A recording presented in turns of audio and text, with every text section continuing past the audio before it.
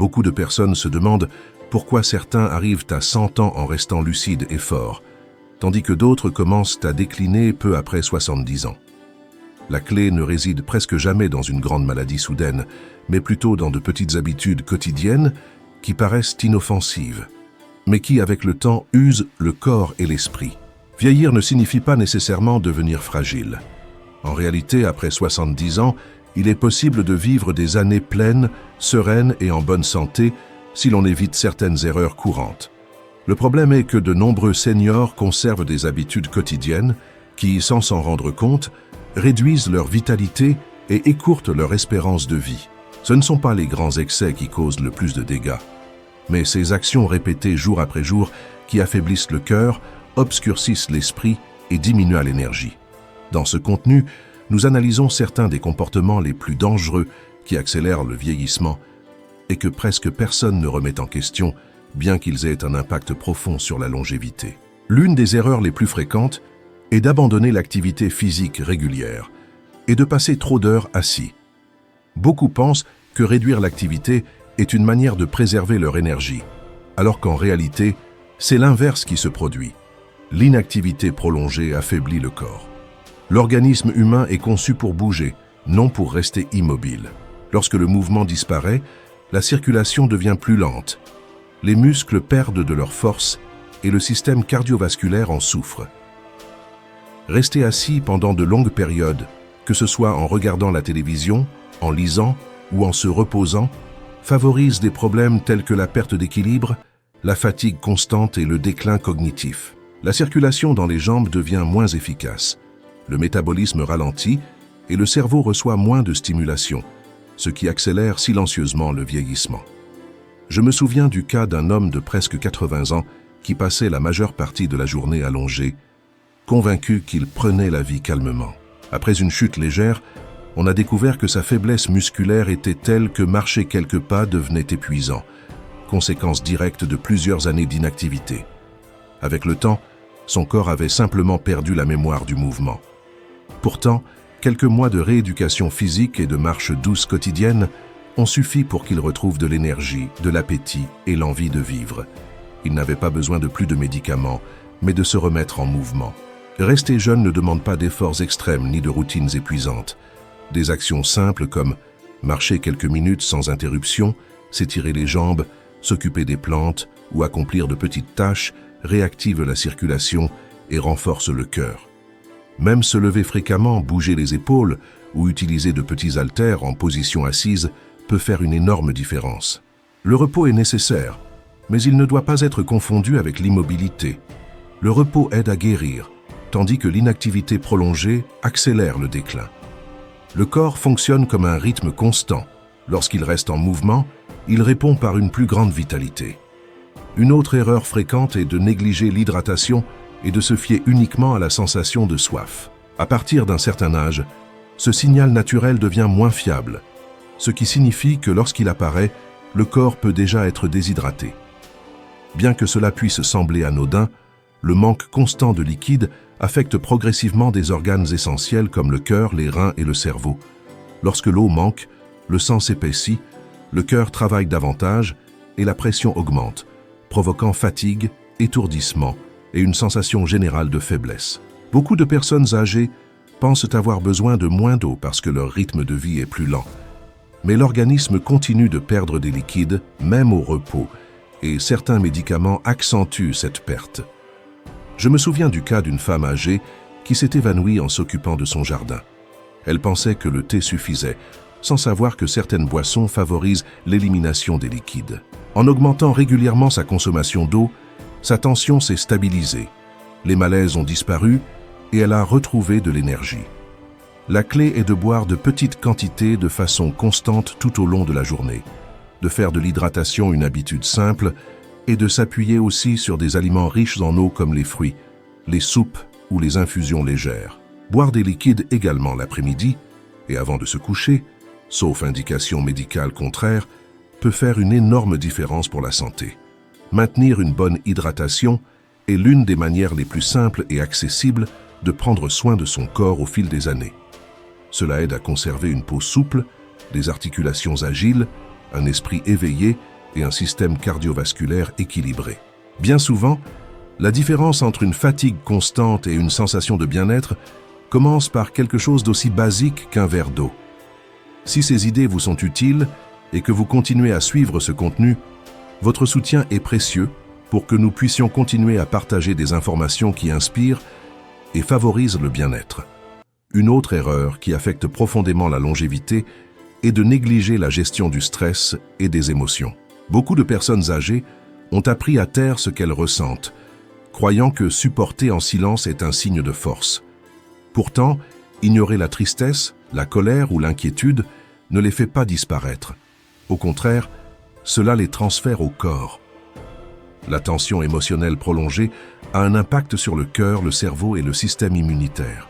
Lorsque les émotions sont réprimées, l'organisme reste dans un état constant d'alerte, libérant des hormones du stress qui, avec le temps, endommagent les artères, affaiblissent les défenses et accélèrent l'usure physique. De nombreux problèmes courants du vieillissement ne sont pas causés uniquement par l'âge, mais par des années de charge émotionnelle non résolues. J'ai connu le cas d'une femme retraitée qui, après une perte importante, semblait aller bien aux yeux des autres, mais dont la santé s'est lentement détériorée. Ce n'est que lorsqu'elle s'est permis de parler, de partager sa douleur et de recevoir du soutien que son corps a commencé à réagir positivement. Exprimer ce que l'on ressent n'affaiblit pas, cela libère. Cela permet au système nerveux de se détendre et au corps d'initier des processus de récupération. À ce stade de la vie, le calme émotionnel n'est pas un luxe, c'est une forme de soin.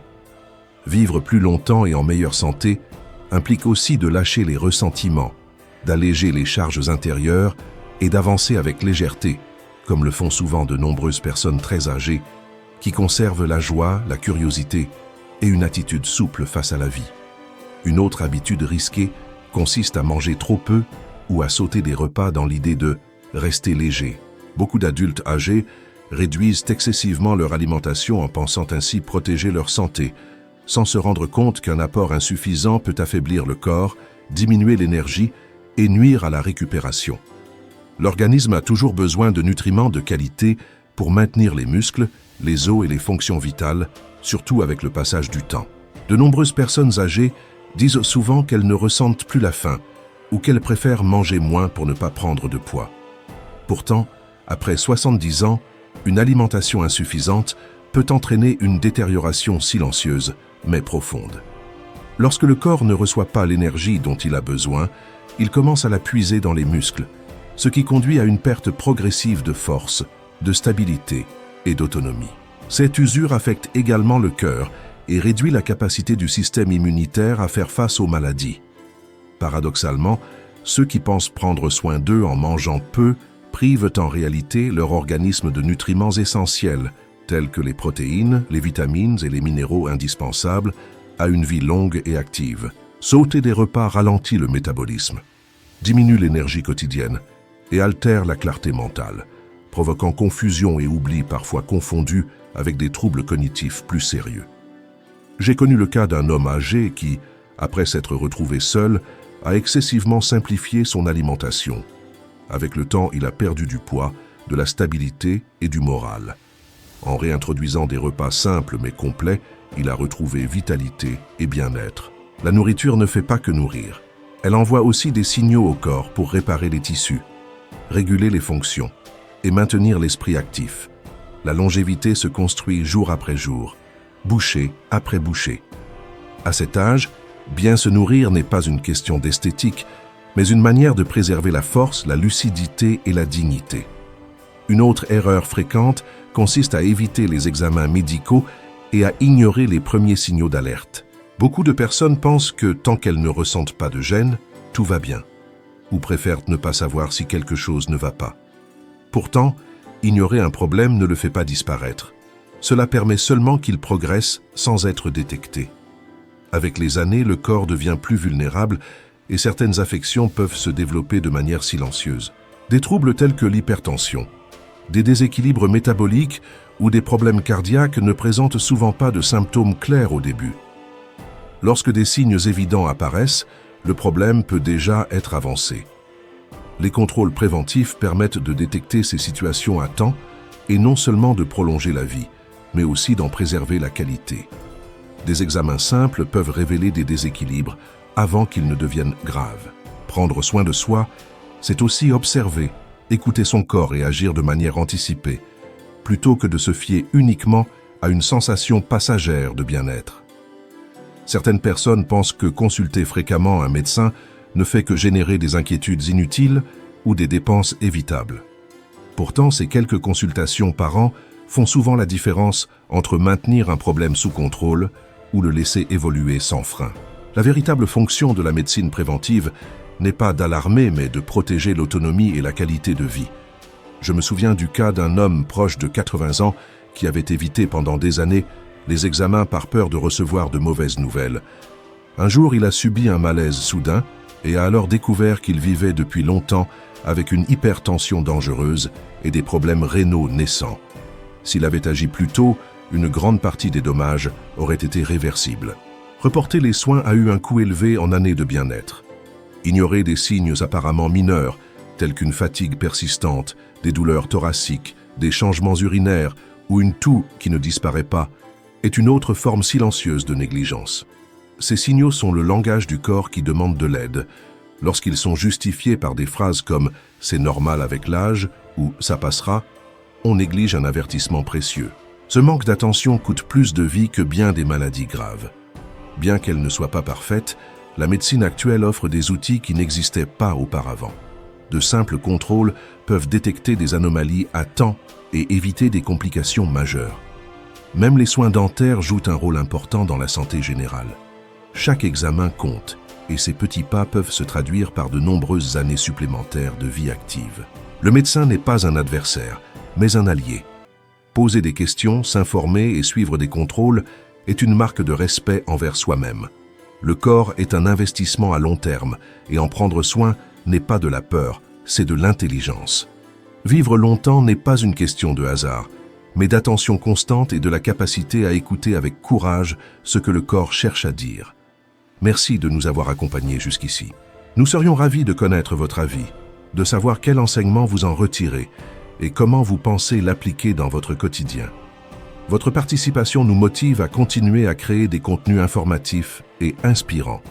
Si cette vidéo vous a été utile, soutenez-la avec un j'aime, abonnez-vous et partagez-la afin que davantage de personnes puissent en bénéficier.